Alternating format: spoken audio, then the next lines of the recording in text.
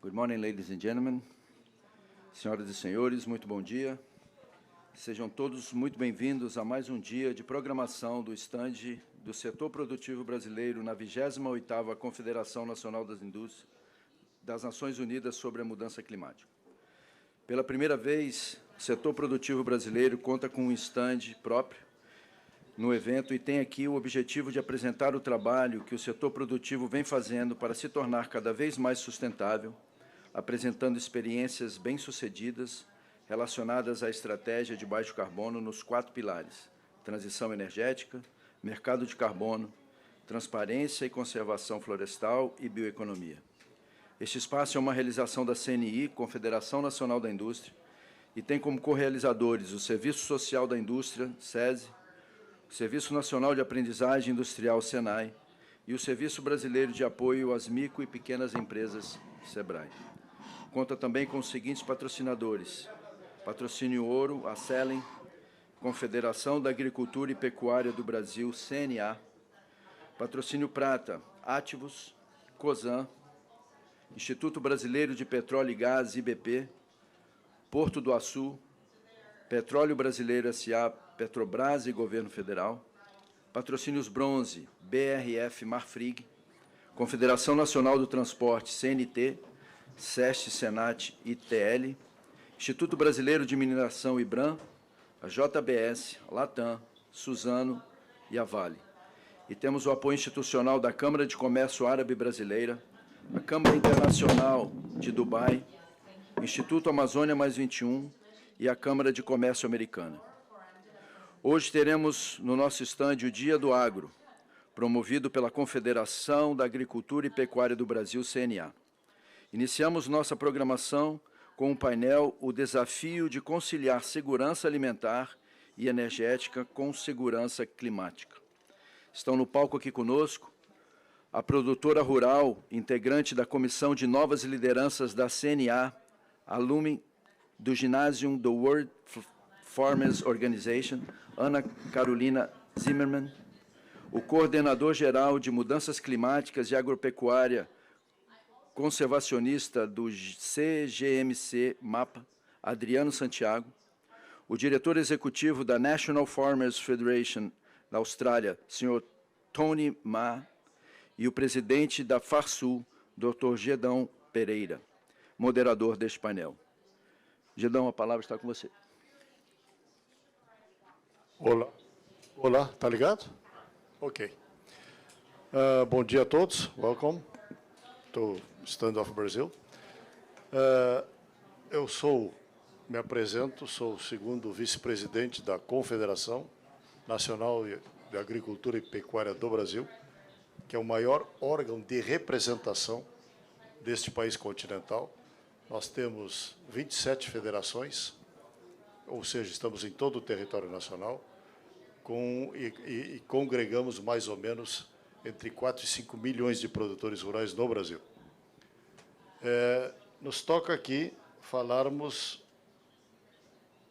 além de ser vice-presidente, evidentemente, eu sou o produtor rural, eu sou do último estado do Brasil, presidente da federação desse estado, que é a Federação da Agricultura do Estado do Rio Grande do Sul, e sou produtor rural nesse estado. Sou plantador de soja, plantador de arroz, criador de gado, sou florestador e também planto milho. Então, é algo bastante eclético. Então, nós estamos tratando aqui neste painel dos desafios de conciliar segurança alimentar e energética com segurança climática. Um tema que não é tão fácil, não é tão simples, conforme vamos ver a seguir. E estão aqui neste painel a Ana Carolina Zimmermann, que vai trabalhar sobre posição do paper da Juventude Agrícola Brasileira. Temos aqui o Adriano Santiago, que tratará do tema Políticas Públicas de Promoção e de Segurança Alimentar e Energética para o Agro e as NDCs brasileiras. E temos uma visão internacional e ações efetivas quanto ao desafio de conciliar segurança alimentar e energética com segurança climática.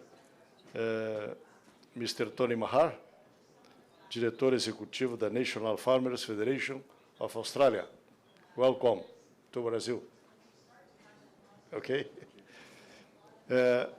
Então, nós começaremos, e eu também farei alguma colocação, ainda que seja moderador deste painel, mas pelo fato de ser um produtor e envolvido com a agricultura brasileira, também farei uma apresentação do tamanho da agricultura brasileira nos dias de hoje.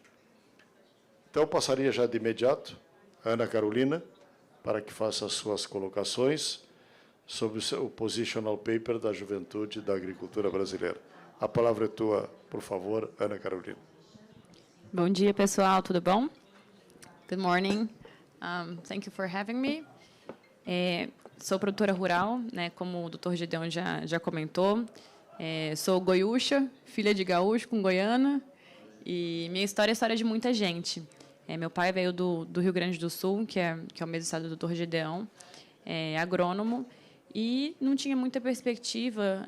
Uma família muito simples veio para o Cerrado, na região de Formosa, que é onde eu sou natural, e para lá é a história de muita gente na conquista e desbravando esse novo bioma, entendendo como que a gente conseguiria fazer desse Cerrado viável e que a gente conseguisse produzir alimentos. Então, ele está lá tem mais de 30 anos, e ao longo dessas décadas, né, eu pude acompanhar com muito trabalho tudo que foi feito, e sou muito orgulhosa do que aconteceu nessa geração.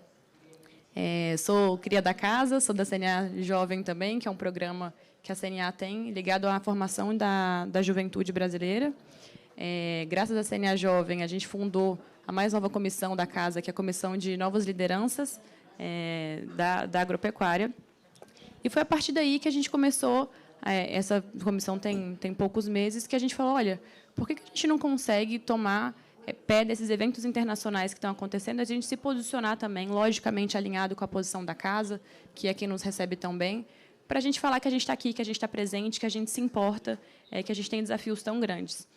Eu confesso que, como produtora rural brasileira, nos entristece muito algumas narrativas que a gente vê a respeito do nosso país, porque a gente que está no chão, que está com o pé sujo está com a bota suja de terra, a gente sabe de tantas potencialidades que a gente tem, que a gente realmente tem a capacidade, o Brasil pode liderar, assim como já vem liderando a parte energética, para as 3 crises, né, energética, ambiental e, principalmente, de segurança alimentar. Então, com isso, a comissão desenvolveu um position paper, uma declaração de como que a juventude se sente a respeito dessa COP e como que a gente se coloca à disposição para poder resolver esses problemas.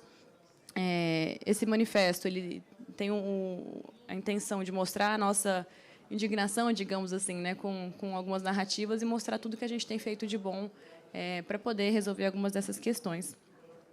A primeira coisa que eu queria ressaltar vem muito do trabalho que a gente fez, o Brasil tem feito como ciência e tecnologia. Então, para quem está ali no Cerrado, a gente sabe o papel importante da Embrapa também. Em 30 anos, em 3 décadas, a gente passou de ser um país importador de alimentos para ser um país exportador de alimentos. E a gente fez isso graças a muita ciência, muita tecnologia, muita responsabilidade. Então, a gente prega muito por uma base sólida em relação a esse viés científico. A gente reforça a importância desse ecossistema, dessa parceria, dessa colaboração com esses atores também. A gente entende também que não existe uma solução única para tudo. Uma coisa que nos preocupa é quando a gente vê que nesses tipos de fórum existe a possibilidade de colocar uma solução para tudo, e os nossos contextos são muito diferentes.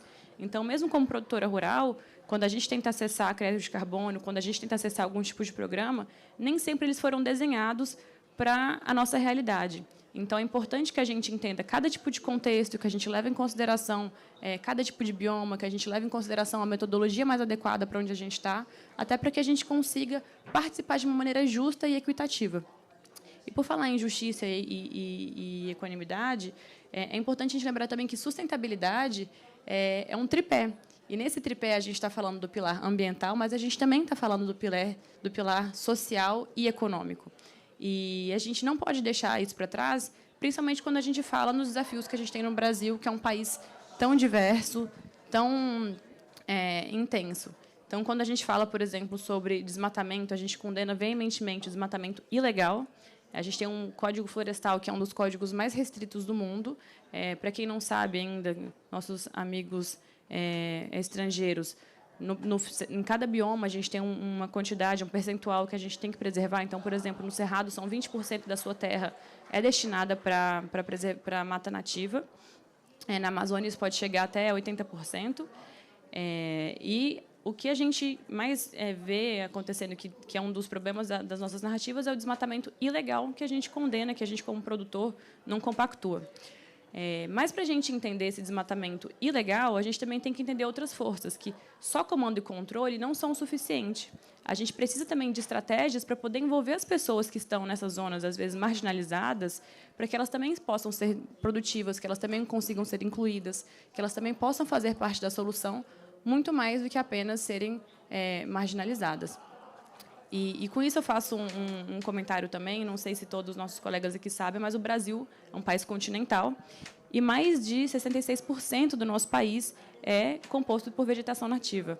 Então, cabem vários países, se não me engano, o Adriano me corrija se eu estiver errado, 28 países da União Europeia, se não me engano, que cabem nessa dimensão. E desses, metade estão dentro de propriedades rurais, o que reforça o nosso compromisso como produtores rurais de sermos guardiões desses ativos ambientais. O Brasil também ele é conhecido por ter a criatividade, por a gente ter a diversidade, a inovação, a inventividade. Então, a gente se orgulha muito disso e a gente lembra que a gente sempre tem que ser inclusivo, trazendo junto outras populações que nem sempre têm acesso. Nem todo mundo consegue falar inglês também para poder estar nesses tipos de espaço, que às vezes exigem para espaços internacionais. E essas pessoas também precisam ser representadas, né? Então, seja juventude, a gente tem uma comissão de mulheres agora na CNA também que está indo muito bem. E para isso a gente precisa de recursos de desenvolvimento sustentável. Então, um outro assunto que é caro para a gente como juventude é a gente falar sobre trade, a gente falar sobre comércio, a gente falar sobre abertura. Nos preocupa muito algumas práticas de mercado que, às vezes, são excessivamente rígidas e que acabam condenando algumas populações à miséria, no final das contas. Então, é importante para a gente que exista uma troca para que a gente continue, nesse mundo globalizado, tendo acesso, entender que ser produtor rural é um negócio, ele tem que ser viável para poder melhorar a vida das pessoas, a gente tem que ser viável para continuar a fazer o negócio continuar andando, né, porque a gente está falando de sustentabilidade, e tem que ser viável. Uma outra coisa que também é importante para a gente é em relação ao território. Como que a gente consegue trazer inovação, tecnologia? Então, por exemplo, a gente tem desafios ali no Nordeste goiano, a gente já ficou mais de 3 dias sem energia, doutor Gideon. Sem energia, um dia com energia, mais 3 dias sem energia. Para mim, que trabalho com gado de corte, aí já vou embora toda a vacina, perdemos a vacina. Então, infraestrutura ainda é um desafio, mas a gente trabalha diariamente, inclusive como produtores, por melhores estradas, por melhor energia, por melhor internet, que é outra coisa também que faz a gente querer ficar no campo. Então, a gente precisa pensar em soluções para trazer também os jovens para quererem ficar as segundas, terceiras, e que ser produtor rural é uma escolha, né? A gente não necessariamente precisa estar... Antigamente, a gente falava que o filho foi para a cidade porque não sabia estudar, foi querer estudar, queria uma vida melhor, e hoje em dia tem que ser o contrário, a gente tem que estudar para voltar para o campo e tem que ser uma profissão, a gente tem que querer ficar no campo. Então, são algumas das nossas questões. A gente acredita também que gente boa traz gente boa, então, quanto mais gente conectada tiver no campo, melhor. Com isso, eu queria reconhecer também o trabalho do Senar. O Senar tem um projeto, tem um trabalho incrível de assistência técnica e gerencial, de capacitação, consegue ter uma capilaridade no interior do Brasil, onde pouquíssimas instituições conseguem ir, consegue fazer um desenvolvimento regional, e para isso a gente é muito grato. E além da gente só quem as pessoas que estão no campo, a gente também precisa quebrar os nossos silos. A impressão que eu tenho mesmo nessas cópias é que a gente ainda, como produtor rural, fala muito para a gente mesmo. A gente tem uma linguagem própria, a gente conversa entre a gente, mas, no final das contas, é importante a gente hackear os sistemas. A gente está falando sobre energia, a gente fala sobre infraestrutura, a gente está junto com o pessoal de inovação, a gente está em outros ambientes também para a gente poder levar essas histórias, essas boas histórias, para outros lugares, mais do que só para a gente, né? Então, no final das contas, ainda mais num tempo tão polarizado que a gente tem hoje, a gente também precisa de um capital humano forte, com líderes mais empáticos, com líderes que sejam mais competentes, no sentido de se importar com o que está acontecendo, para a gente realmente trazer essa transição para esses desafios que a gente se propõe. Então, com isso, levando em consideração que o que está sendo proposto aqui a gente vai herdar, né, Nelson? A gente, todas as negociações, quem no final das contas vai ter que assumir esses compromissos, a gente vai ter que herdar tudo que a gente está se comprometendo como país.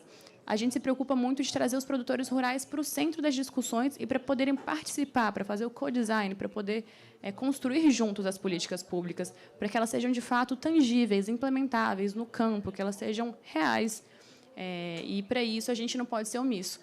Então, nós, como Juventude Brasileira, nos colocamos aqui à disposição, entendemos o desafio que está posto, estamos preocupados com esses desafios, colocamos essas questões de ciência e tecnologia, de inclusão, de que sustentabilidade tem vários pilares, colocamos a importância da gente ter pagamentos para serviços ambientais também, porque a gente tem que fazer ser viável, a importância de trade, né, de comércio.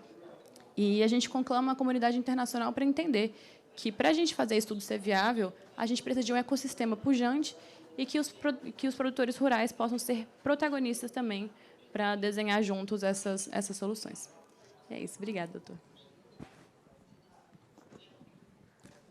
Obrigado, Ana.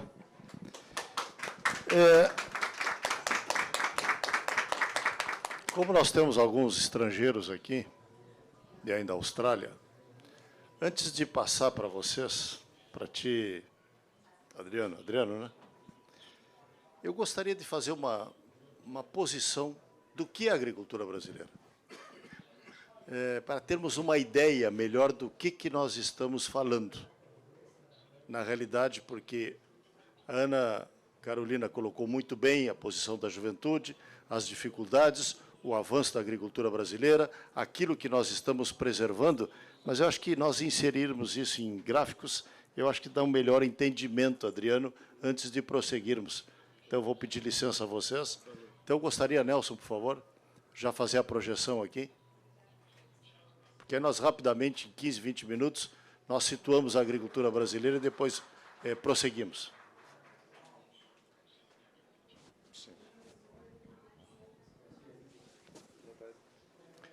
Ok. Então, agronegócio brasileiro, uma posição economia, preservação ambiental e impacto social. Porque nós somos daqueles, conforme a Ana colocou, que sustentabilidade é um tripé, econômica, social e ambiental. Qualquer um desses que faltar, nós não temos sustentabilidade. Então, nós vamos analisar a economia brasileira, o agronegócio brasileiro, a partir da preservação ambiental, o impacto social e sob o ponto de vista econômico. Porque o agro é uma oportunidade e uma responsabilidade. Que, se olharmos, o que vem acontecendo com a população mundial? Rural versus urbana, que em 2010, no globo terrestre, pela primeira vez, a população urbana passou a ser maior que a população rural.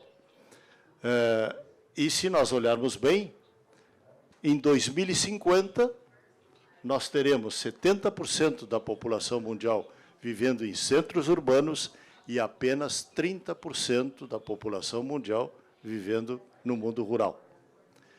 Se nós olharmos isso, a grande concentração de pessoas no mundo está justamente nestas regiões aqui, África, Oriente Médio e Ásia. A Europa parou de crescer, a América Latina, 1,2 bilhão de pessoas, também bastante estável, e a América do Norte não é mais do que 1 bilhão e pouco de pessoas também. A Austrália com 58 milhões, Austrália e Nova Zelândia. Ok? Se nós olharmos bem, e olharmos esse número da população mundial, que nós seremos 9 bilhões, 4 em cada 5 seres humanos viverão em países importadores líquidos de alimentos até 2030. Ou seja, cada 5 cidadãos da humanidade, 4 estarão vivendo em países que necessitam importar alimentos. Se é assim, nós vamos ter mais pessoas no mundo, com mais renda para melhor se alimentar, portanto, exigindo mais comida no mundo, concentrada nas cidades, vivendo em países importadores. Que situação frágil a humanidade está passando a viver para os próximos 20 ou 30 anos. Colocado isto, vejam bem, os maiores exportadores líquidos de alimentos, ou seja, países que mais exportam do que importam, evidentemente que aqui aparece o Brasil em primeiro lugar, junto com os Estados Unidos, e os dois somados é o que a China consome. Olhem bem, os dois somados, os dois maiores do mundo hoje, é o que a China consome. Depois nós temos a Argentina, Ucrânia, que está em guerra, Canadá, Rússia, que está em guerra, Índia, que brevemente passará daqui para cá. A Índia não vai se sustentar na posição de exportadora, porque é a maior população mundial hoje.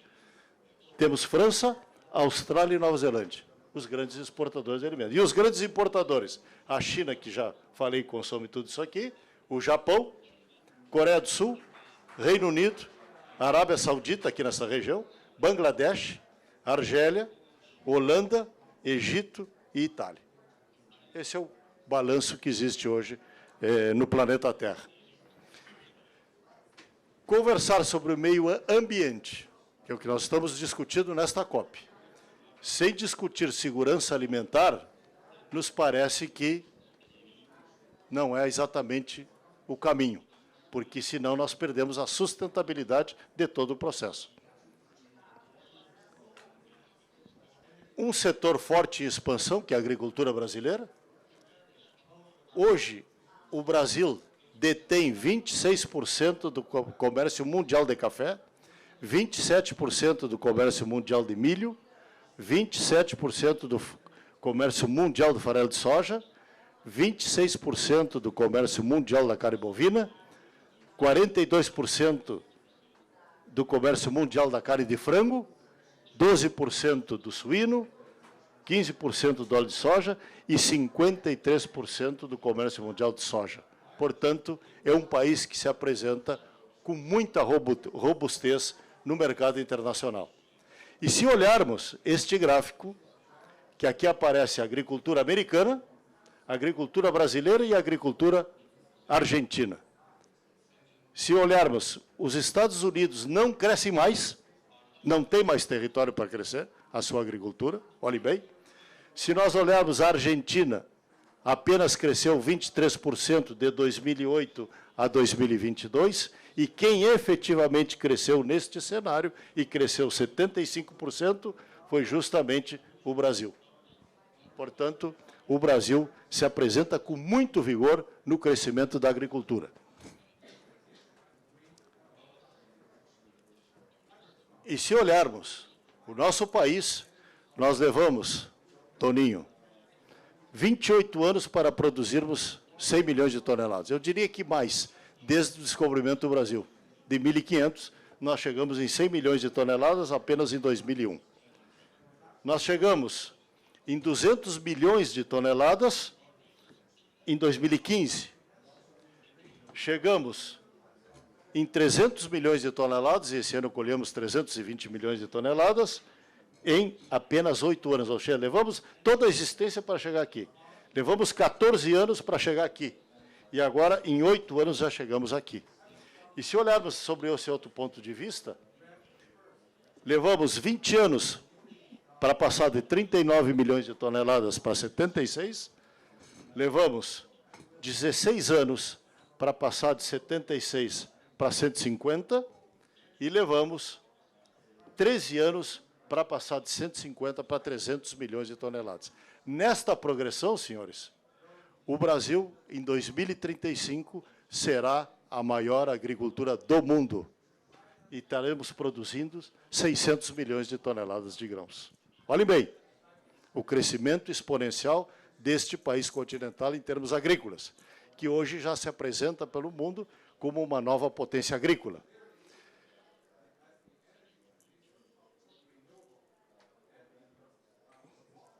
A agricultura brasileira hoje representa 2,4 milhões de reais, trilhões de reais, evidentemente, é 24% do PIB brasileiro, PIB brasileiro,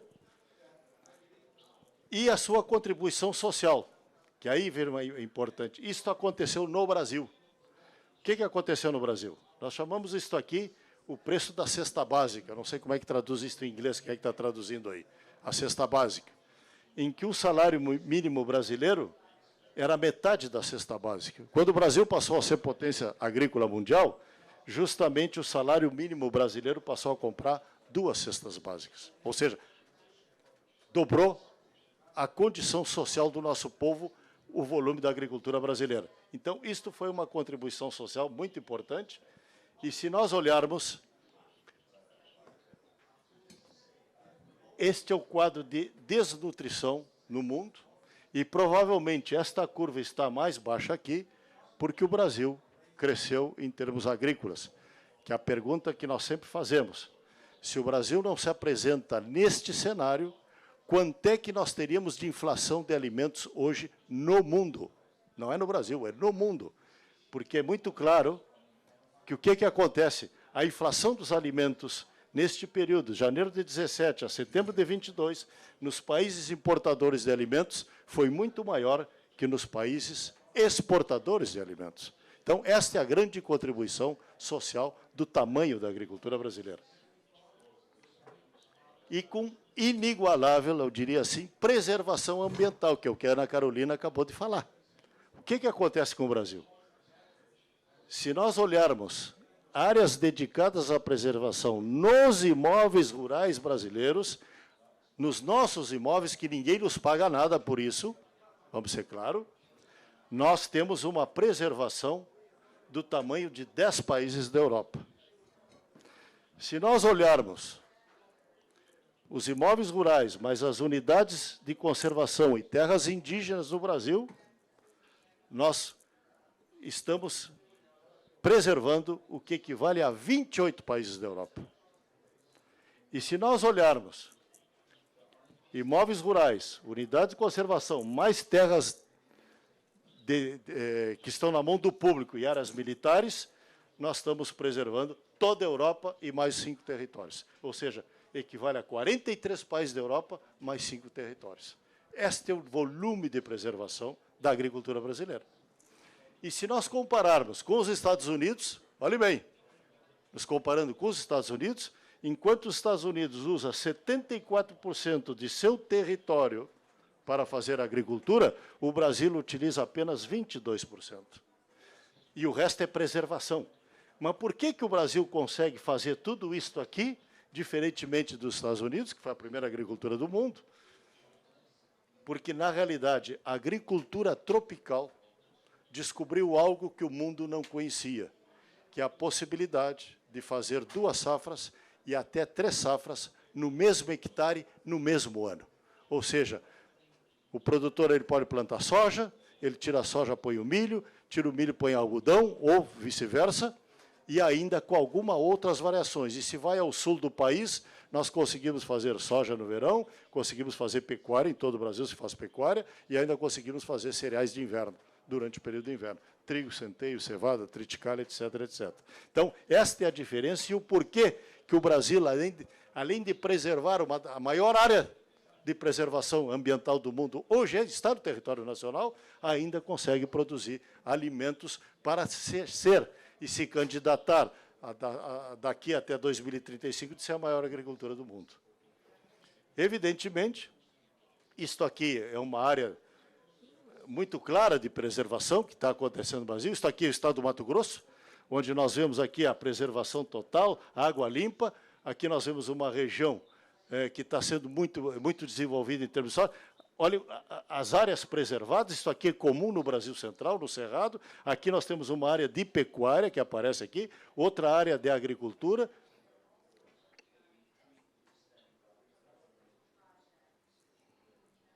A imagem por si só fala. Quer dizer, o que nós estamos preservando e o que nós estamos desenvolvendo em termos agrícolas.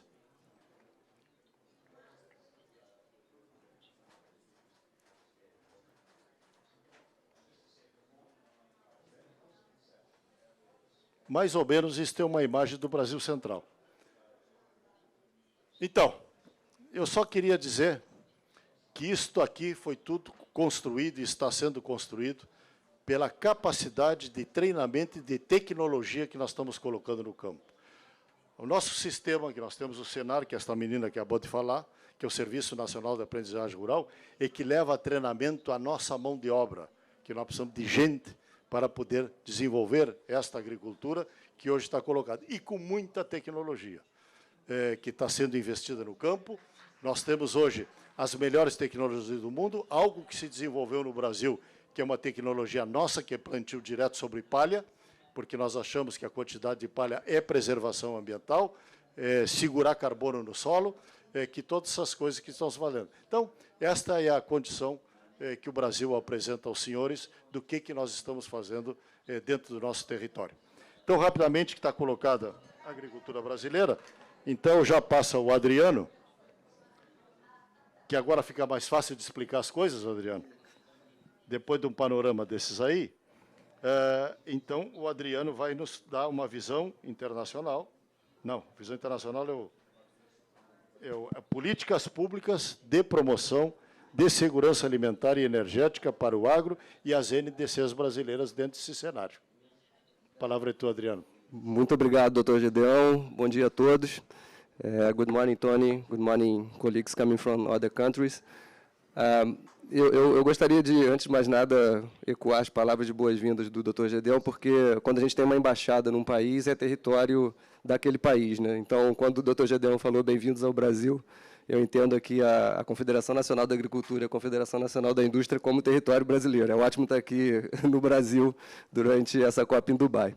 Bom, Ana Carolina, Tony, eu tinha preparado alguns pontos aqui para comentar, doutor Gedeão, mas eu vou aproveitar esse panorama que você já deu do agro brasileiro e algumas intervenções já da Ana Carolina, para fazer alguns comentários em cima dessas observações já, para a gente fazer um diálogo, e eu já vou pedir desculpas ao Tony. Eu vou entrar um pouquinho nessa parte internacional, porque eu acho que é importante dar esse panorama de fundo inicial para ir descermos na realidade brasileira. Porque uma coisa que você falou, doutor Gedeão, e a Ana Carolina também mencionou, e é importante destacar esse ponto, é que quando a gente discute mudança do clima, a gente não está discutindo só mitigação de emissões de gás de efeito estufa, a gente não está discutindo só meio ambiente. É muito importante lembrar o tripé que a Ana Carolina e o doutor Gedeão colocaram aqui, os aspectos sociais e aspectos econômicos. Porque aqui nesse painel a gente está discutindo segurança climática, segurança alimentar e segurança energética. E eu tenho visto, nessas últimas semanas de discussão aqui em Dubai, principalmente acompanhando a discussão do balanço global de implementação do Acordo de Paris, o Global Stocktake, as discussões muito concentradas em temperatura, em mitigação de gás de efeito estufa, e aí a gente acaba não considerando os temas de adaptação à mudança do clima e de financiamento, meios de implementação e apoio para nos apoiar nas ações de mitigação e adaptação. Por que eu digo isso? É inequívoco que, em termos de segurança climática, o mundo está vivendo uma emergência. Isso é fato.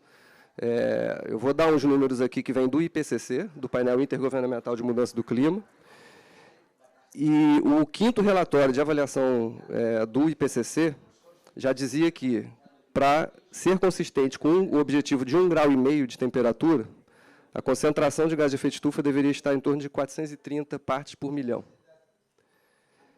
O 6º relatório do IPCC, então o mais recente, trouxe que, a partir de 2011, a média anual de concentração de dióxido de carbono, nem são de todos os gases de efeito estufa, só dióxido de carbono, está em torno de 410 partes por milhão. 2011, média anual. E a Bloomberg, que não é ciência do IPCC, mas faz um monitoramento de concentração de gás de efeito estufa na temperatura, já fala que hoje a gente já está perto de 421 partes por milhão de CO2, de dióxido de carbono. Ou seja, a gente está muito perto dos 430 ppm que a ciência nos mostrou no 5º relatório de avaliação do IPCC. Só que essa emergência climática, em termos de temperatura, ela não pode ser considerada no abstrato. Porque a gente vê muita discussão aqui nas negociações de que a gente tem que manter a temperatura em 1,5 graus, mas se tem que se discutir o contexto. E é tudo que o Dr. Gedeão e a Ana Carolina mencionaram. Isso tem que ser dentro de uma perspectiva de desenvolvimento sustentável, erradicação da pobreza, contribuições históricas, principalmente dos países desenvolvidos, para o aumento global de temperatura. E aqui eu não quero colocar uma visão de antagonismo. Eu acho que nós temos que buscar caminhos do meio. Não adianta polarizar países em desenvolvimento contra países desenvolvidos, não. Eu acho que para aumentar a ambição dos países em desenvolvimento em termos de redução de emissões de gás de efeito estufa, é preciso que esses lacunas de implementação tenham um apoio forte dos países desenvolvidos em termos de meios de implementação, financiamento, transferência de tecnologia, capacitação. A Ana Carolina mencionou a necessidade de nós termos a nossa participação, inclusive de pessoas do nosso setor agropecuário, jovens como ela, estarem envolvidos nessa discussão toda. Então, capacitação é uma parte muito importante. Então, acho que toda essa discussão tem que ter um contexto. O Brasil se destaca muito em termos de liderança no setor agropecuário. Eu acho que o Dr. Gedeão colocou muito bem. Eu acho que a agricultura tropical brasileira tem um enorme potencial. E aí, Dr. Gedeão, eu fico muito feliz quando você mostra que em 2035 o Brasil vai ser a maior potência agrícola e chegando a números recordes, porque é justamente quando a gente vai ter a nova meta da nossa contribuição nacionalmente determinada, sobre a qual vocês me convidaram para comentar. E o Brasil tem diversas políticas públicas, e o Dr. Gedeão já mostrou alguns números, importantes para ajudar nessa questão, porque o que se vê é, de novo, essa concentração muito forte nas discussões de mitigação, mas o Acordo de Paris ele leva em consideração outras metas também. Tem a meta de adaptação e de resiliência, e temos metas de meios de implementação e apoio.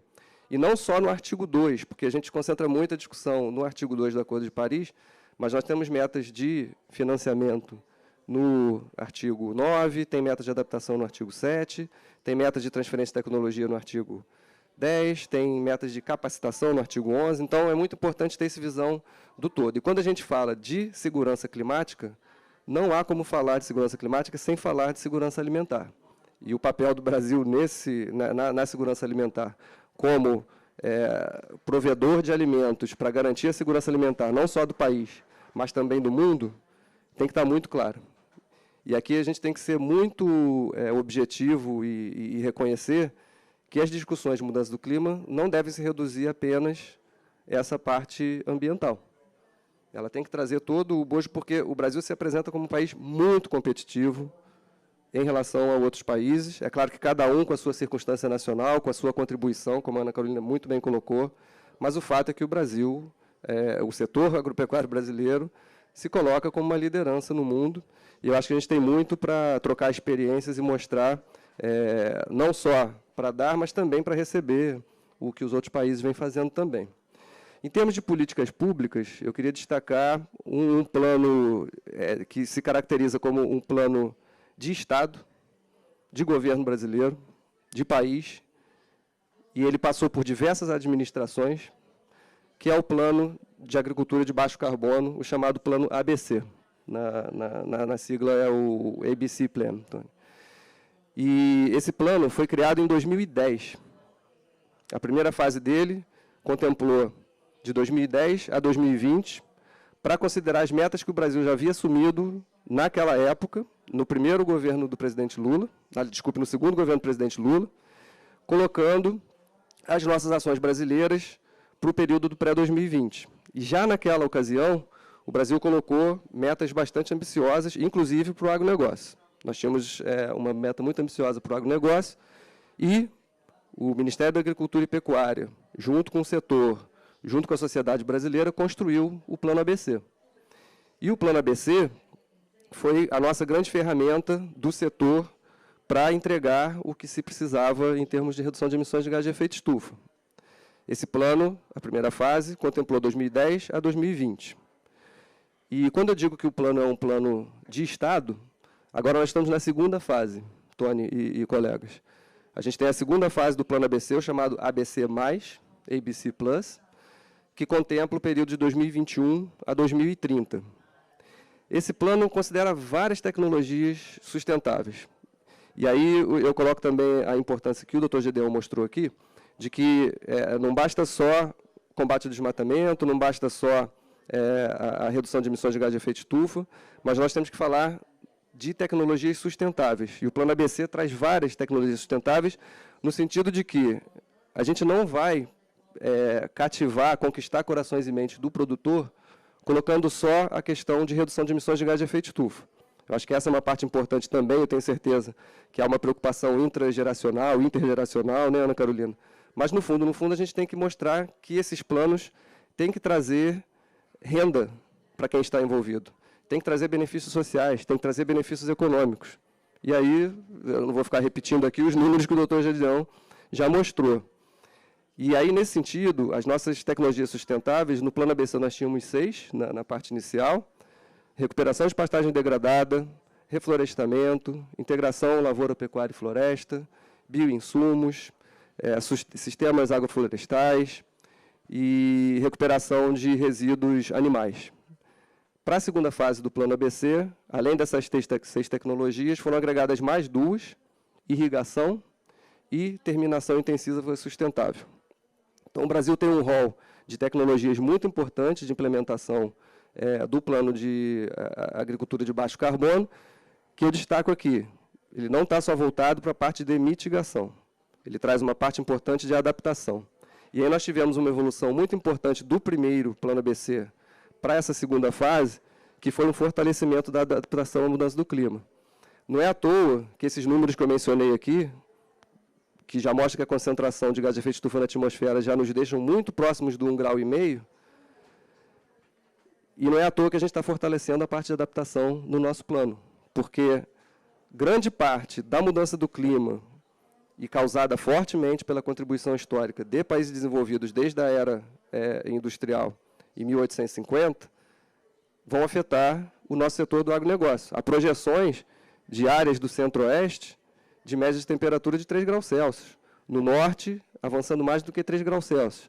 Então, o setor agropecuário vai ser muito impactado pela mudança do clima, que, em grande parte, foi causada historicamente pelos países desenvolvidos. Quando a gente pensa no tempo de vida da atmosfera do CO2, a gente está falando de gás que parte do dióxido de carbono fica mais de 800 anos, chegando a quase 1000 anos na atmosfera. Então, nós estamos sentindo o impacto de uma emissão iniciada já centenas de anos atrás. Então, esse é um ponto importante, fortalecer a adaptação.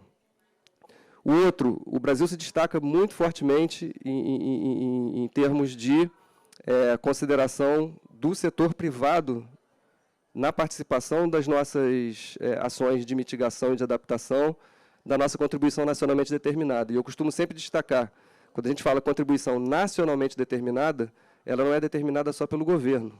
Ela é determinada nacionalmente, com muito diálogo com a sociedade, com o setor privado, com as organizações da sociedade civil, e o setor agropecuário, muito fortemente representado pela CNA, pela Confederação Nacional da Agricultura, e outras instituições, outras associações, nos ajuda muito nesse objetivo. Eu queria lembrar aqui, como o Dr. Gedeon mostrou, nós temos um cadastro ambiental rural. Para aqueles que são de fora e não conhecem, esse é um cadastro ambiental rural e que poucos países do mundo têm. Temos ainda dificuldades de monitoramento, de participação, mas o fato é que poucos países do mundo têm algo parecido. Poucos países do mundo têm, em sua lei, uma parte do território do setor privado a ser conservado, seja na Amazônia, seja no Cerrado, seja em outros biomas.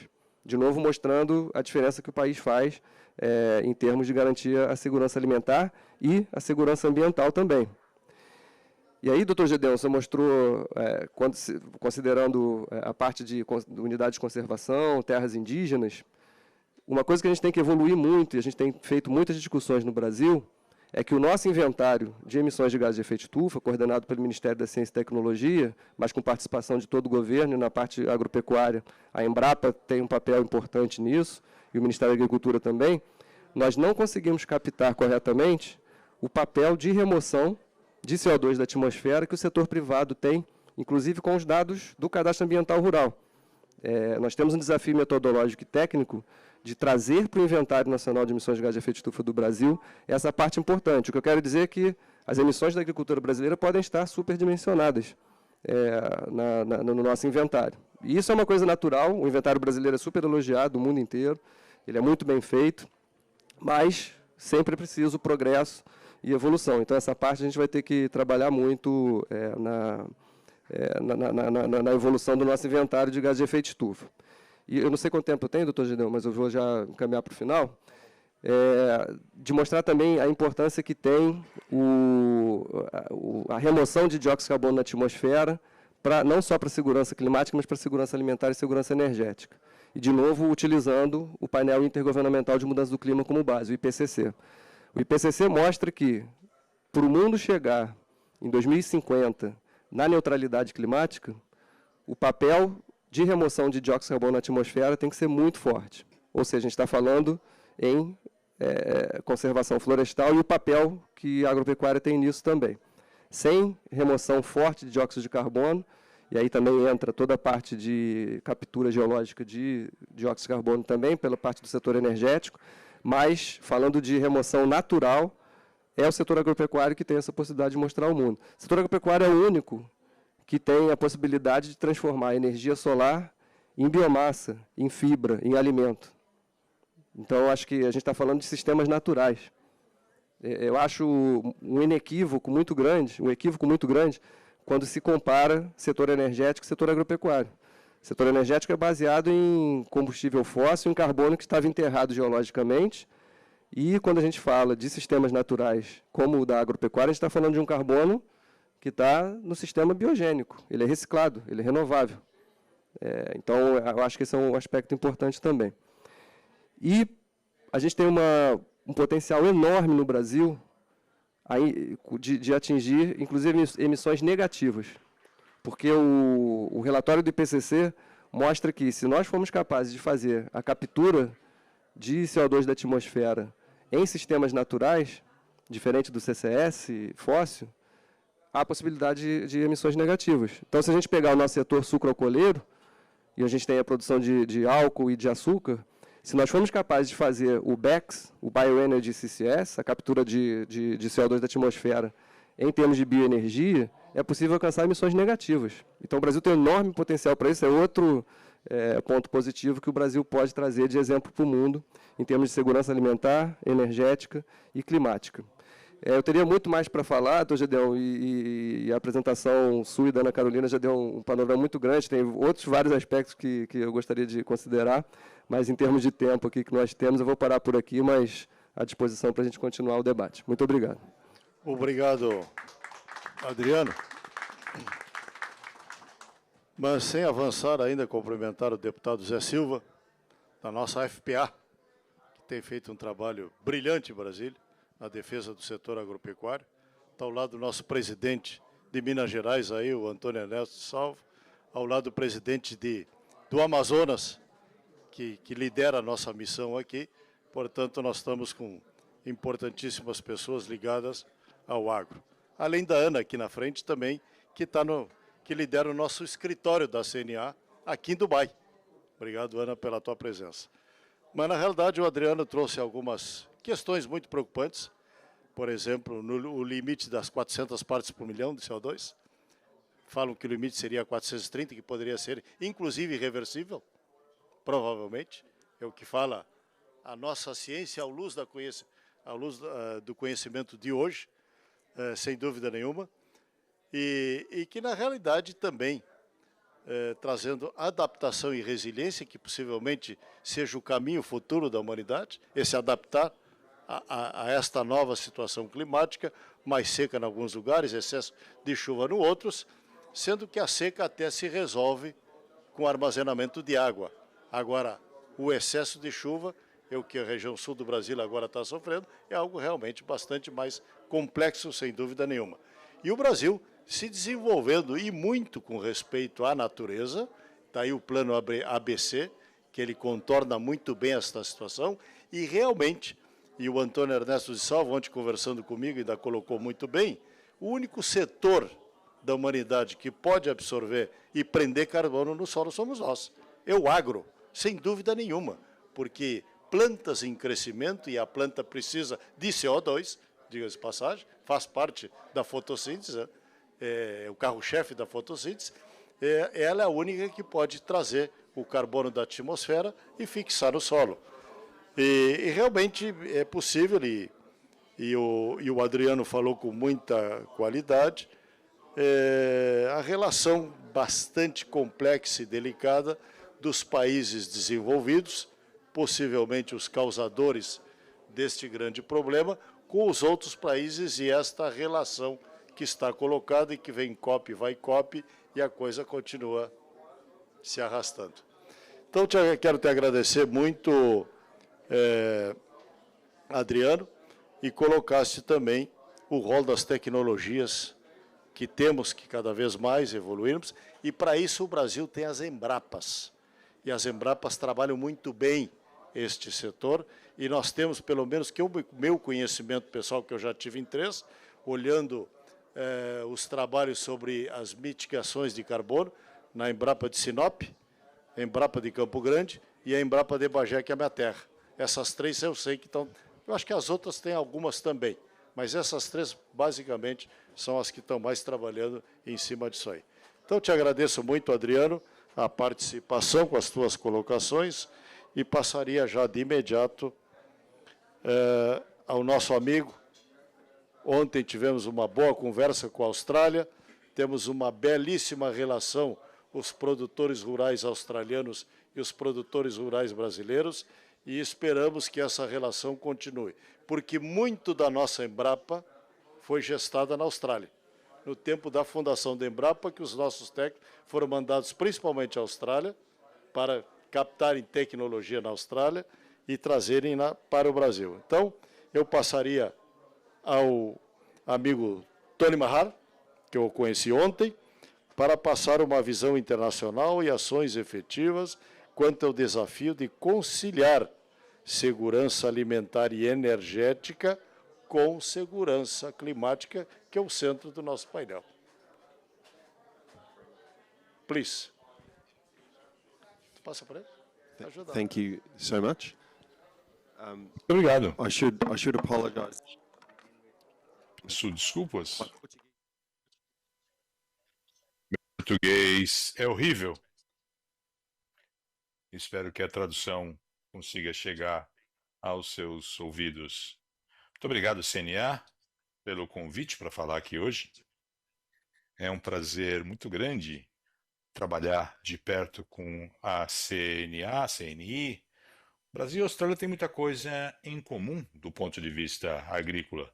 E hoje eu quero falar um pouquinho sobre essa abordagem que a agricultura australiana e os produtores australianos estão adotando para fazer essa gestão entre esse equilíbrio de segurança energética, alimentar e a climática. Eu tenho algumas apresentações, não quero cansar ninguém, vou passar rapidamente e talvez possamos fazer algumas perguntas.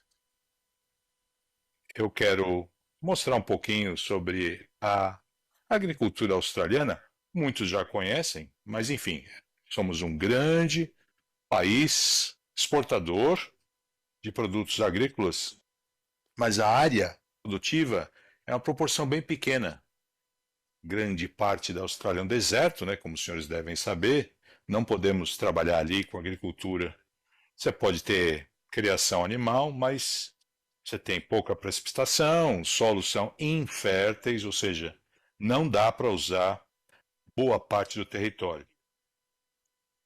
Falando então da dimensão da Austrália, não é tão grande quanto o Brasil. Temos solos mais produtivos em algumas áreas. É metade do país, na verdade, que é a área produtiva. A nossa produção de carne bovina fica no norte. É uma região muito árida, muito seca. Irrigamos boa parte da agricultura. Só um quarto da água é usada para a agricultura na Austrália. Somos um grande exportador, 30 bilhões de dólares. Algodão, trigo e carne bovina são as principais culturas. Mas a agricultura, acho que no Brasil, a agricultura é 25% do PIB, né? Na Austrália é só 2%, um percentual bem pequeno do PIB. É importante lembrar disso. E só 2,5% da população trabalha na agricultura. E é um número que vem caindo bastante nas últimas décadas. Temos mecanização, tecnologia, ou seja, as propriedades empregam cada vez menos pessoas. Só para dar um pouco de contexto. Um pouquinho mais de contexto, então. É um país grande, é pequeno, quando você pensa na produção agrícola como um todo. Quando você compara com outros países, né? O Brasil, 29, 7, 8, Canadá, entre outros países, a Holanda, França, até mesmo a Nova Zelândia. É uma contribuição bem pequena com relação à produção agrícola. Muito bem. Dentro desse contexto, a segurança alimentar na Austrália é um problema menor, porque a população é menor. Só 25 milhões de habitantes.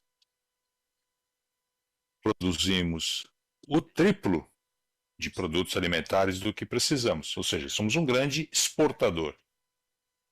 O nosso sistema de produção agrícola depende muito no acesso ao mercado e para você ampliar comércio exterior na China, no Japão, Indonésia.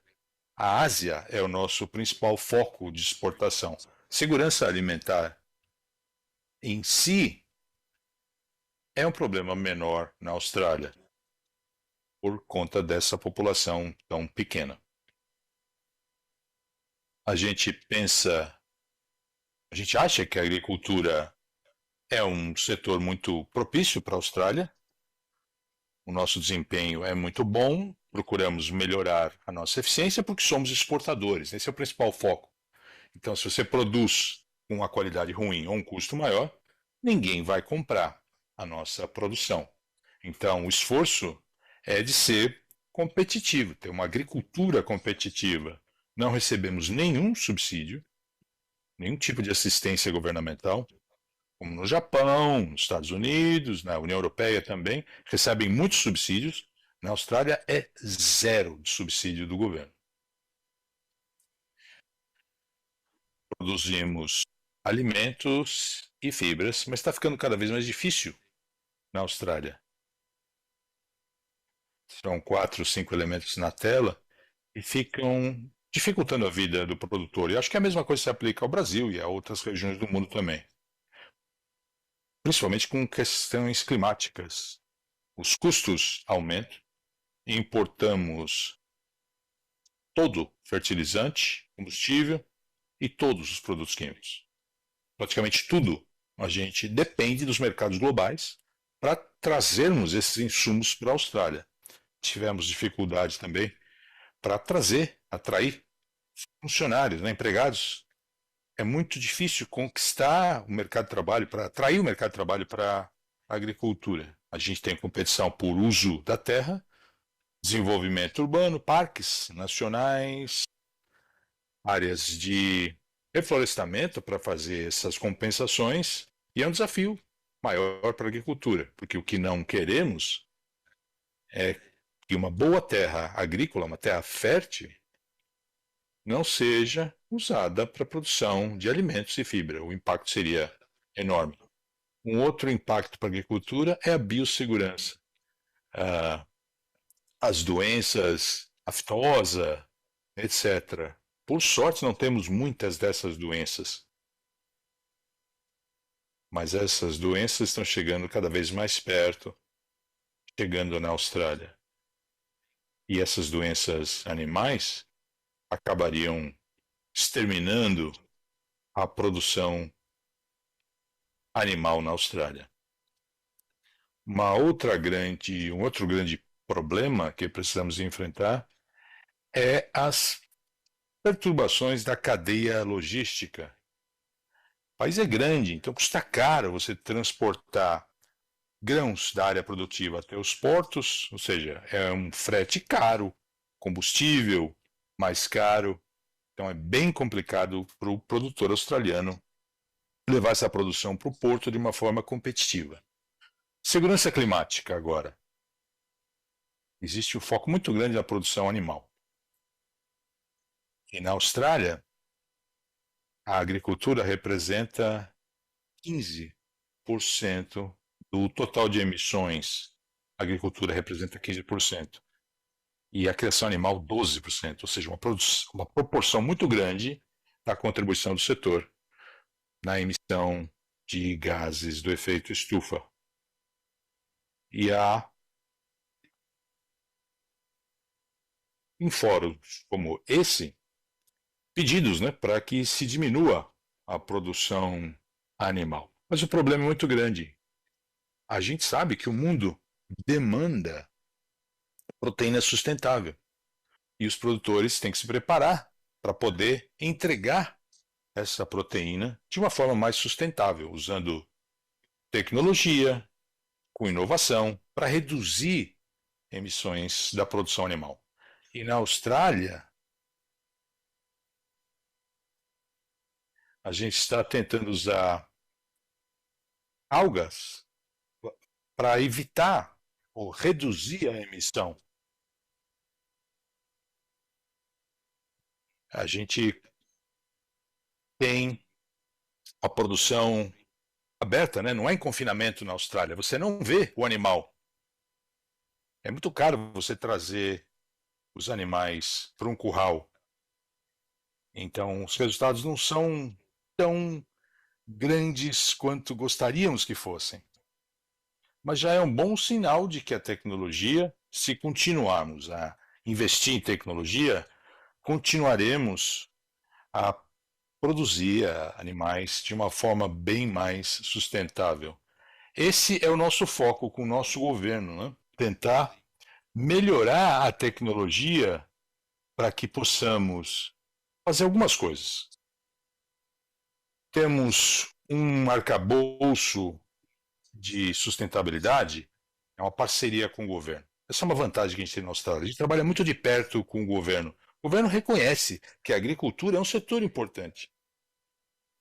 E querem criar parceria conosco, produtores rurais, para mensurar, monitorar e criar relatórios sobre a nossa atividade. E esperamos poderem direcionar investimentos para que nós possamos melhorar a nossa atividade. Nem sempre dá certo, nem sempre funciona, mas, enfim, existe esse compromisso para que a agricultura seja mais sustentável. E a minha organização, a Federação Nacional de Produtores, tem o papel de liderança nesse arcabouço de sustentabilidade, que reúne todos os dados de vários setores: algodão, laticínios, corte, grãos, tudo isso dentro de uma estrutura só, de um arcabouço só, que mostra o aspecto da sustentabilidade da produção rural na Austrália. A gente pode divulgar para o mundo, consumidores, bancos, corretoras, investidores, para que possa haver reinvestimento na agricultura. É um programa muito importante que nós realizamos lá. E agora o nosso governo avalia um plano para o setor agrícola. Então, quando o nosso governo define os NDCs, com relação à emissão de carbonos, trabalham com o setor agrícola com aqueles 6 planos. A agricultura é um dos 6. Então, o governo diz o seguinte: queremos saber como a agricultura pode ser mais sustentável, pode reduzir mais emissões, e você embute isso no plano nacional, o que é muito bom, o que nos deixa bastante satisfeitos. Há ainda muito trabalho a ser feito, mas uma parceria muito boa. Eu vou concluir, mas um dos principais desafios da produção agrícola na Austrália é você impulsionar a energia renovável. Nosso governo tem um plano de chegar de 82% de energia renovável em 2030. Ou seja, há produtores rurais produzindo energia solar, energia eólica, em área fértil.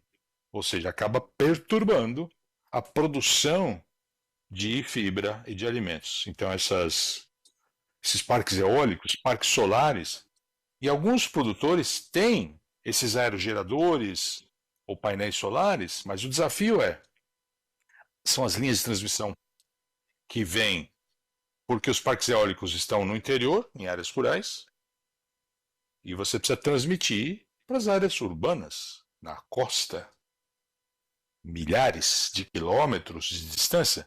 Então, são as linhas de transmissão que acabam atravessando as áreas férteis e perturbam a produção agrícola.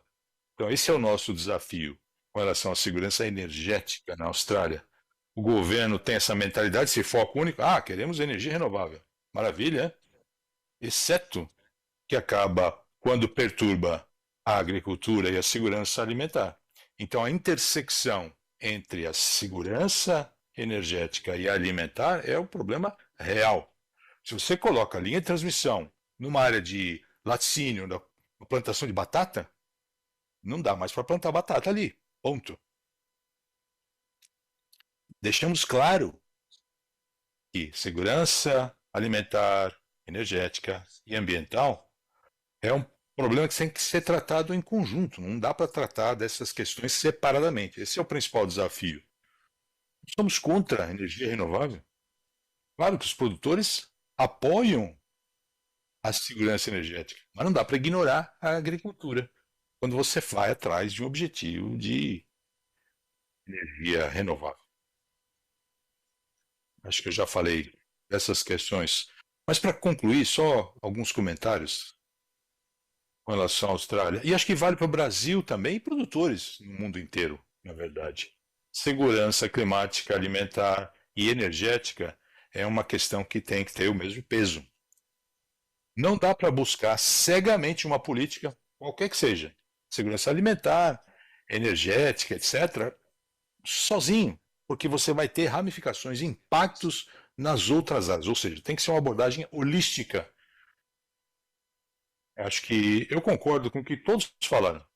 Os produtores podem ser parte da solução, sim. Vocês três falaram isso. Produtores vêm melhorando a produtividade no Brasil. As estatísticas são impressionantes, né, com relação ao aumento de produtividade. Ou seja, os produtores mostraram, já provaram que podem se adaptar, são criativos, inovadores, podem, você sabe, mascar chiclete e pegar a escada rolante ao mesmo tempo? É bem isso. A gente precisa de parceria entre o setor privado e o governo. Dá para ter segurança alimentar, ambiental e energética ao mesmo tempo. Muito obrigado. Espero que vocês tenham entendido a mensagem via tradução e peço desculpas mais uma vez por não falar português. Obrigado, Tony, mas a tradução foi muito boa.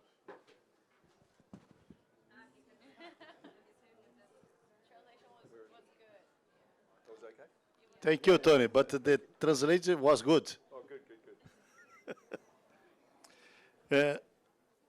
Deixa ele colocar o tradutor. It's okay? Yep. Go ahead. Yes, go ahead. Thank you. Acho que o Tony Mahar trouxe algumas informações muito interessantes, e até porque para nós, a Austrália, e a Ana aqui do nosso escritório vê muito, e quando nós vamos com as nossas missões governamentais para a Ásia, o nosso grande concorrente é a Austrália, principalmente na carne bovina, em que chegamos no supermercado, está lá a carne da Austrália ao lado da carne brasileira. E pela proximidade, que eles têm uma logística... No? No, sorry. Oh, sorry. Is it not working? No, it's not working.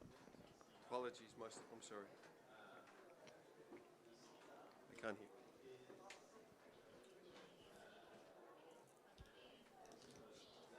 Thank you.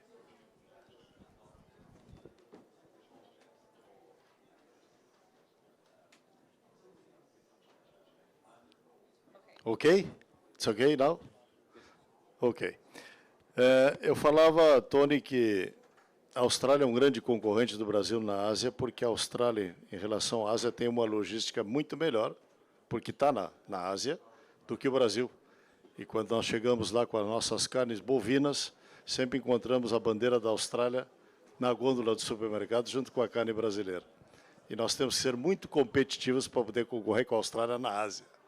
Mas, de qualquer maneira, os grandes produtos da Austrália, colocado pelo Tony, são algodão, carne e trigo. E é verdade, eu conheço a Austrália, já estive lá. Apenas 2% do PIB australiano, bem diferente do Brasil, que é 25% do PIB.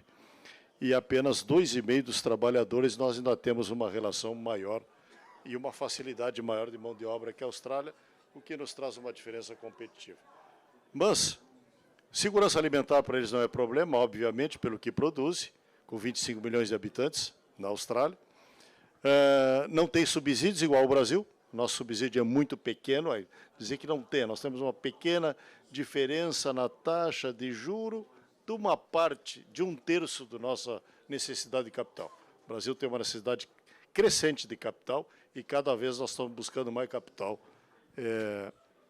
no mercado financeiro. Portanto, isso aí nós somos parecidos. Também importamos fertilizantes, como produtos químicos, embora combustíveis hoje o Brasil seja autossuficiente e até chegue a exportar alguma coisa. Questões de biossegurança também são coisas preocupantes para ambos os países, sem dúvida nenhuma, até porque nós estamos evoluindo para um país sem aftosa e sem vacinação. É uma evolução brasileira. A questão de logística, se é ruim na Austrália, no Brasil também não é diferente. Nós temos grandes dificuldades de logística para compararmos esses dois grandes países. E realmente que estamos muito preocupados com a segurança climática, como já foi discutido pelo Adriano, nesse painel também, pela Ana aqui do meu lado. E realmente, algo que nos preocupa é que se fala muito nas COPs e alguns mais extremados falam em diminuição da produção de alimentos, quando a humanidade precisa tomar café da manhã, almoçar e jantar todos os dias. Então, realmente, nós temos que ter uma reconsideração e dar uma olhada melhor aos países produtores de alimentos. E, realmente, aqui tem uma colocação feita pelo Tony, que são dois temas igualmente importantes, que energia versus produção de comida, porque um depende do outro. Nós somos fortemente dependentes de energia, obviamente, obviously, e também dependentes de comida. Então, temos que traçar relações com os dois setores nos países para que possamos trazer. Esse tipo de problema que o Tony trouxe aqui, nós não pensamos isso no Brasil, porque o Brasil também desenvolve muito a energia eólica, e realmente é nos campos de produção também, assim como as linhas de transmissão de energia, mas devido ao tamanho do território nacional, a agricultura ainda é algo que não nos preocupa no Brasil. Então, quero agradecer, Tony, muito bem as suas colocações. Tecnologia é algo que nós temos que seguir sempre procurando e melhorando, porque possivelmente tudo que conhecemos hoje, daqui a 10 anos, estarão possivelmente obsoletos, outras coisas virão, e é necessário que venham. Para isso, as nossas importantes instituições de pesquisa, que o Tony não falou, mas eles têm o CSIRO, não? Se eu não me engano, na Austrália, que é muito importante, que tem muita ligação com a nossa Embrapa, porque a origem da Embrapa se deve muito ao CSIRO. Então, quero agradecer muito a participação do Tony, a participação do Adriano, a participação da Ana, e coloco alguma pergunta à disposição da nossa plateia, se assim entenderem de formular algum tipo de pergunta.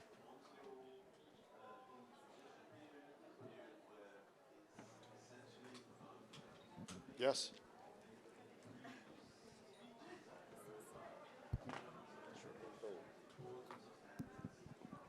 Thank you very much for this very informative session.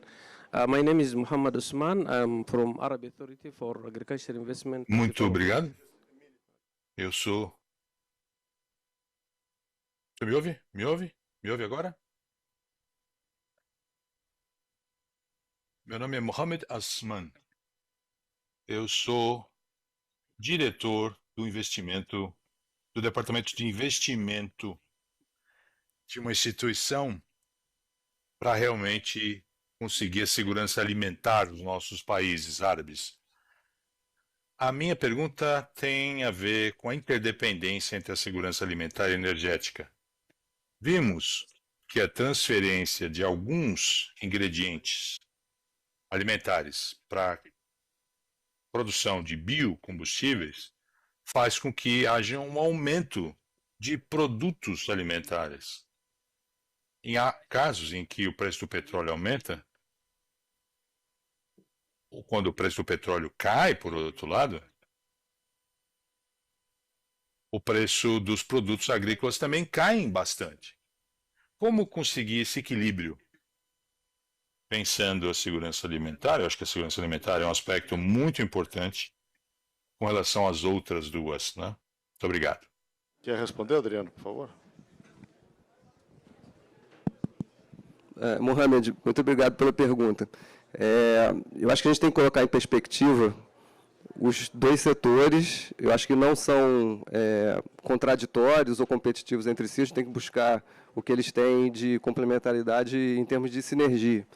Um exemplo considerando cenários mundiais. O setor energético, desde a adoção da Rio 92, 30 anos atrás, até hoje, obteve uma redução de cerca de 1% de uso de energia fóssil. 1% em 30 anos.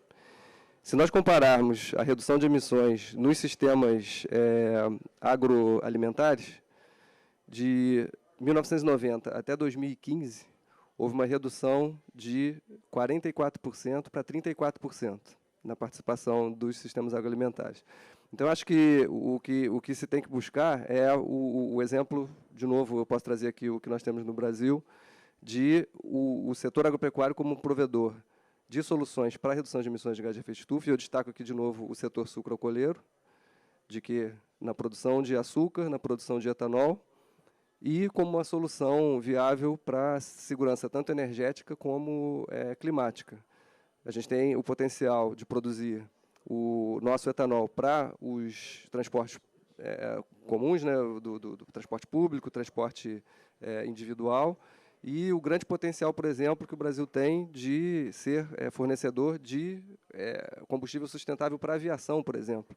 O Dr. Gideon colocava a nossa dificuldade geográfica, estratégica. O Brasil, geograficamente, está numa localização muito desafiadora em termos de exportação, e eu acho que a gente tem muito potencial para entregar ao mundo um combustível sustentável, baseado em biocombustível, muito forte. Mas acho que essas são as minhas considerações mais gerais. Acho que talvez tenham outras para serem complementadas. Obrigado, Adriano. Mr. Mohamed, thank you.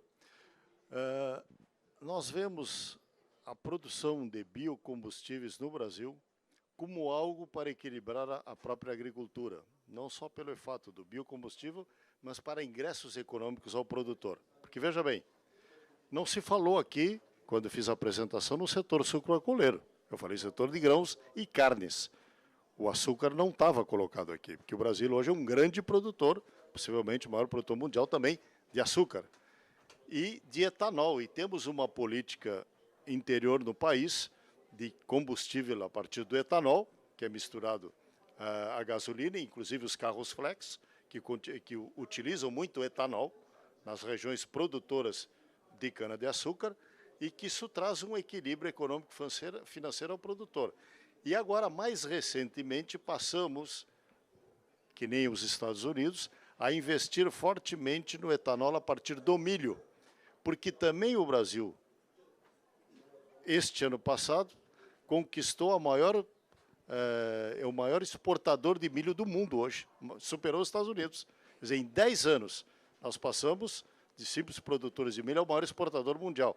E se não transformarmos o nosso milho também em etanol, que é o que já está acontecendo no Brasil, nós teríamos dificuldade ao produtor. E como produto, diria assim, que sobra da indústria do etanol, que é o DDGS, ele é utilizado, muito utilizado no Brasil Central, justamente para a produção de carne bovina. Então, realmente, nós estamos conciliando muito bem as duas alternativas, produção de biocombustíveis e produção alimentar. Então, há um equilíbrio muito bem entre energia e comida, neste caso, pessoal, para particular. Ok? Satisfiz a... Ok. Temos alguma outra pergunta? Hein? Ela tem que sair para um outro painel aqui, é a guria mais solicitada da COP, por isso. Pessoal, quero agradecer pela oportunidade, vocês estão me ouvindo, né? Pronto. Pela oportunidade de lançar também o Position Paper da Juventude Brasileira. Nossa missão é grande, vou agora falar um pouquinho no stand do ICA sobre agricultura no Cerrado, vou estar com alguns colegas brasileiros também, mas queria convidá-los também para a gente ter mais boas histórias brasileiras em outros espaços, a gente contar que a gente veio, a gente mostrar a nossa disponibilidade, a gente mostrar que a gente quer construir juntos e agradecer a casa, a nossa casa, para a gente estar... E eu quero dizer que a Adriana simboliza muito bem o que acontece no nosso país, Brasil. Nós não temos problema de sucessão familiar no campo. A nossa juventude no Brasil está estudando muito, e ela disse muito bem, com muita propriedade, nós temos que estudar para ir ao campo. Antigamente o campo mandava a gente para a cidade, hoje nós temos que estudar para voltar ao campo, pelo nível tecnológico que nós estamos usando. E no Brasil a Adriana representa muito bem. Ana Adriana, não, Ana Carolina. A Adriana está mas fiz um cruzamento aqui que não está tão errado assim, né? São pessoas entendidas da mesma maneira. Questão de DNA. Mas a Ana representa muito bem esse aspecto da sucessão familiar dentro das propriedades rurais do Brasil, que é algo fundamental, porque não adianta nós termos muita tecnologia, muito desenvolvimento e não tem quem vá substituir o produtor rural, porque a vida anda para frente, né? Eu já posso dizer que no meu caso pessoal, eu recebi do meu pai, já saí do negócio, que hoje quem toca, eu sou veterinário, hoje quem toca no meu negócio lá é o meu filho, que é agrônomo, e já chegou o neto, que já começou a trabalhar este ano. Portanto, nós temos uma sucessão familiar e eu te parabenizo por tu estares no campo e em Goiânia. Isso é meio gaúcha também, né? Eu sou goiúcha. Sou de É goiúcha. Obrigada, pessoal. Temos mais alguma pergunta aí, pessoal? Sim? Sim, Nelson, por favor.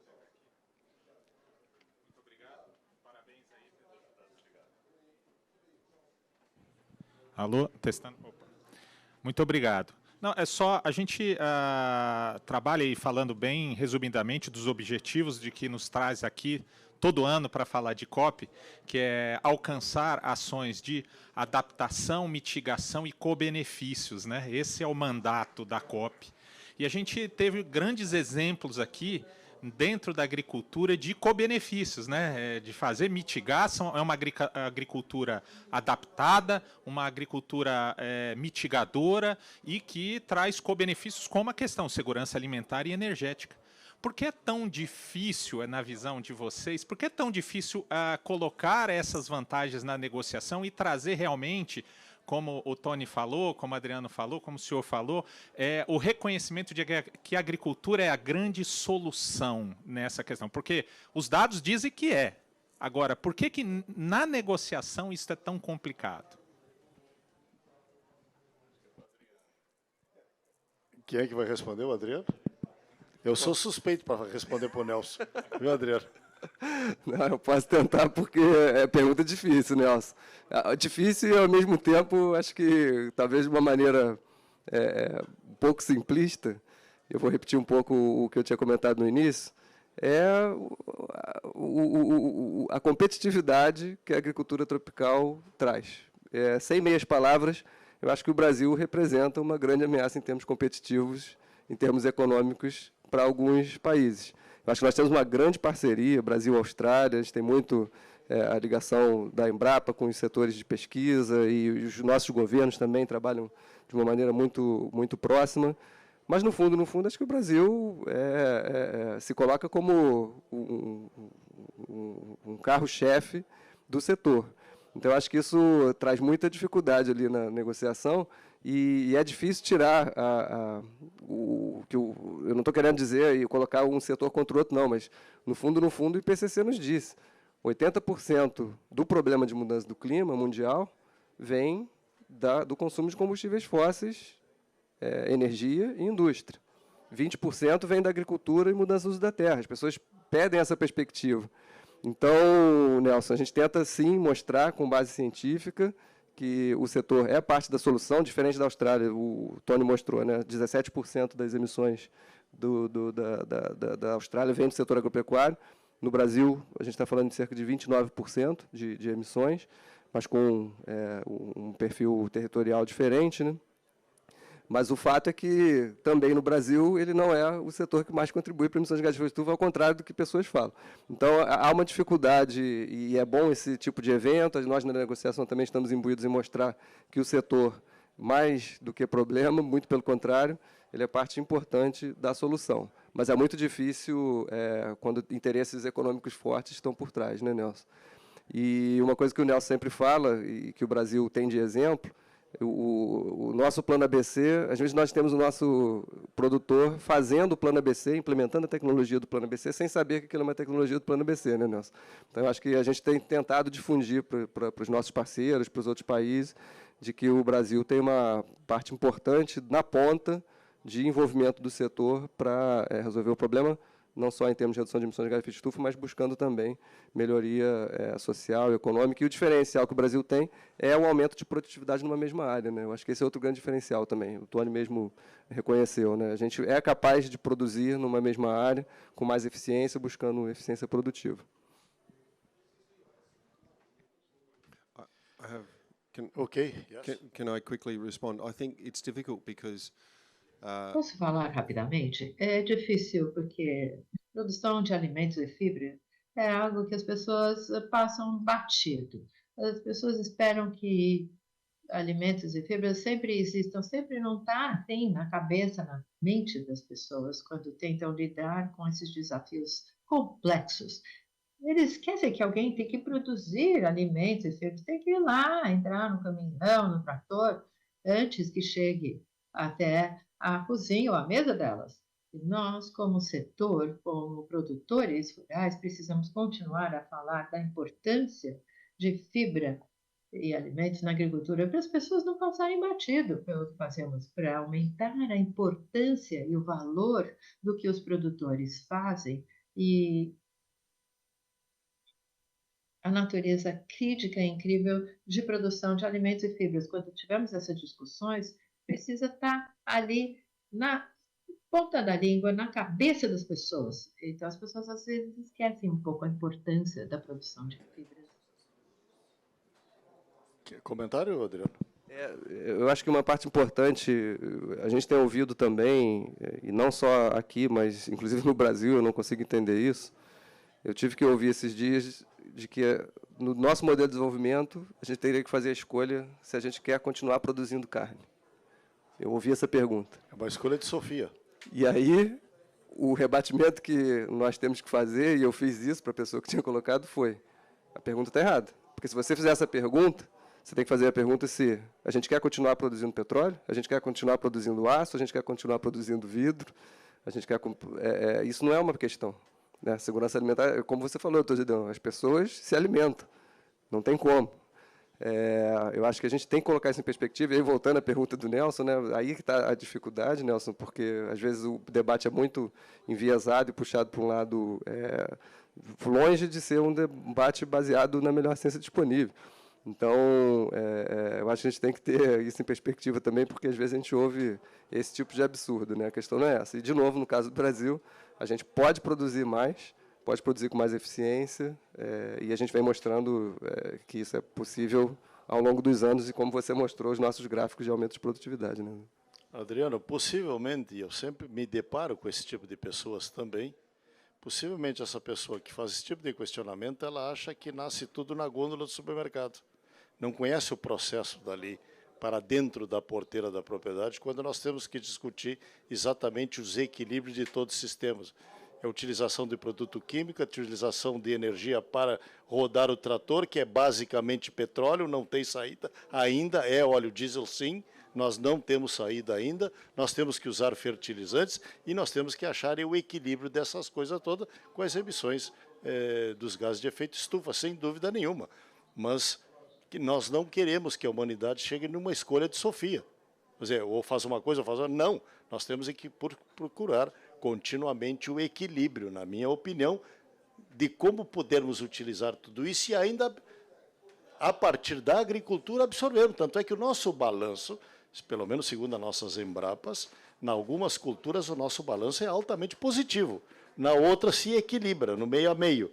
Mas em boas culturas o balanço é altamente positivo. E nós temos que olhar a agropecuária, inclusive a presença do boi e seu metano, como um equilíbrio, porque o boi emite metano, mas ele consome pasto em crescimento, e pasto em crescimento está absorvendo carbono. Então temos que ver o balanço. E a única atividade que realmente pode produzir um balanço equilibrado e absorver é a agricultura, sem dúvida nenhuma. Agora temos que convencer aqueles que não estão convencidos, porque eles, com certeza, eles se esquecem que eles tomam café da manhã, almoço e janta, e quando eles se lembram, eles dizem, não, vou lá no supermercado que tem. Obrigado. Mais algum questionamento, pessoal? Se não, ok? Então, quero agradecer ao Adriano, quero agradecer ao Tony, os amigos australianos. Temos que marcar datas para nós começarmos a conversar, a federação de vocês e a nossa CNA, para ajustarmos entre produtores metas de equilíbrio, de desenvolvimento, porque a Austrália, estava nos meus gráficos aqui, é um importante exportador de alimentos também, sem dúvida nenhuma. E são poucos os países do mundo, está aqui, não vamos esquecer jamais, de cada 5 habitantes do planeta Terra, 4 estarão vivendo em países importadores de alimentos e não tem saída. São poucos os exportadores. Não são grandes países, onde estão basicamente do Mercosul, Brasil, Argentina, Uruguai e Paraguai, com boa desenvoltura, está a Austrália, Nova Zelândia lá na outra ponta, Estados Unidos lá em cima, e minha gente, me ajudem mais. Quais são os outros exportadores? São poucos. Tem a Ucrânia e a Rússia que estão com problema sério atualmente. Enfim, então quero agradecer muito a presença de todos vocês neste painel que tratamos segurança alimentar, segurança energética, e vamos para o próximo painel. E o meu agradecimento ao Tony, agradecimento ao Adriano e à Ana Adriana, que acabou de sair aqui, que representa muito bem a nossa juventude brasileira, que é realmente uma juventude que nos entusiasma, pelo entusiasmo deles para com o campo. É que o Brasil, que é um país continental, o seu primeiro setor que está trazendo o Brasil como uma potência mundial é o agro. E isso está trazendo orgulho para essa gente jovem, viu?